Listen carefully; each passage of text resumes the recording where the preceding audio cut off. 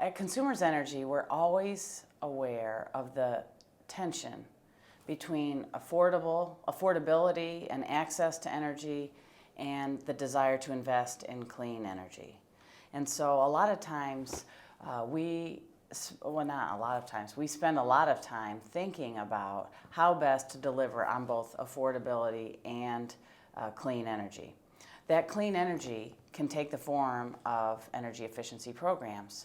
We really applaud the Alliance to Save Energy as being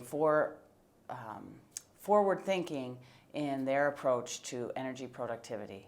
So if we can help customers use less energy, and that translates into more dollars in the economy, especially our business customers, if we can enable our business customers to grow through energy efficiency, then we can provide a foundation for growth in the state, which enables then further investment in bringing the infrastructure that we need to deliver clean energy for customers. So there really can be a cycle of benefit for both customers and the utility. Some people refer to the economic model changing for utilities as the utility death spiral, where people are consistently using less of our product and going into distributed generation, whether it's solar, where they're generating their own power, combined then with using less, then the investments required for transmission lines and gas pipeline safety and utility poles and the power generating assets and the environmental controls that go with it. The investments in those are spread over a smaller number of kilowatts used. So you just do the math, that means prices go up. And then because prices go up, people want to use less of your product. And then people use less of your product and prices go up.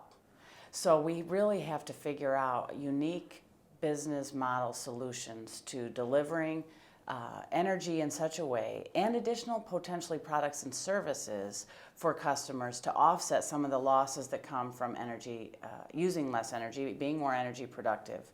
And I think there's some really great opportunities for some innovative thinkers, whether it's students from the University of Michigan or great scientists or business development people who really can help transform the utility industry with a suite of offerings, not just our traditional delivery of the commodity to the people of Michigan. Here in Michigan, Governor Snyder has been very forward-looking on energy policy, and what I appreciate about the approach he and his administration are taking, and Valerie Brader as his energy deputy, she really is intelligent and knowledgeable about the industry.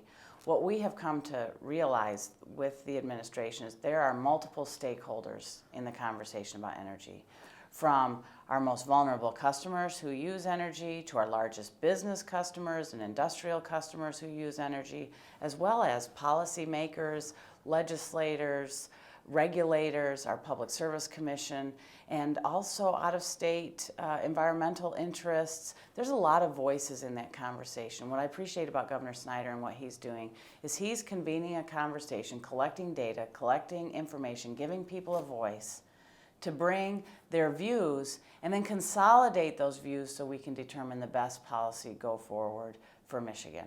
And that policy, again, is going to require some transformative thinking. It's going to be a policy that will be in place, say, for the next 10 years.